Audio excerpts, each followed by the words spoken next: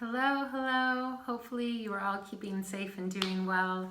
I just decided to do a video since I have some spare time. And I wanted to start back up where I left off. So I started off teaching about the Devil card and what it meant, transformation. And now we're on to the 16th major arcana, which is the Tower card. So you can see there's two very, very different depictions of the card here. There's this one which is a little bit more ominous and dark, and this one which sort of looks like a little bit of a celebration. So which perspective are you choosing at this point in time where you're having to rebuild? You're tearing down a lot of these old structures in order to create new foundations for yourself at this point. This is also a realization. This is the opening of the crown and basically the discomfort in this realization as well. It's an uncomfortable realization is what the Tower is. However, it leads you to deeper self-knowledge. And it also leads you to a place of getting out of your rut, opening doors to new opportunities. And sometimes it requires a little bit of floating, a little bit of feeling like your foundations have been shook. So, you know, this change is necessary though.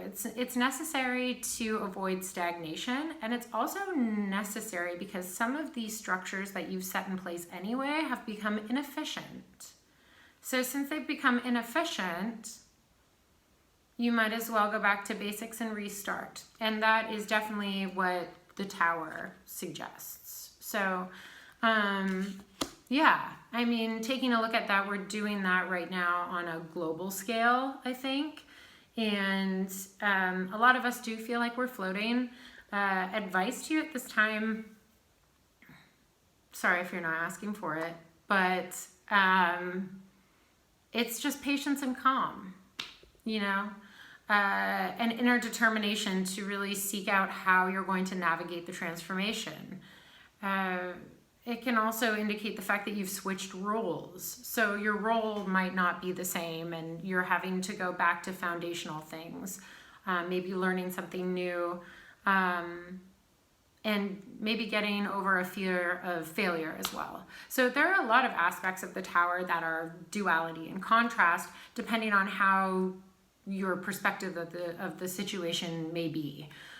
So really interesting that there is this dynamic with two people that are sort of playing in front of the Tower and these two people that are falling. So yeah, and this says La Maison Dieu, which is the house god.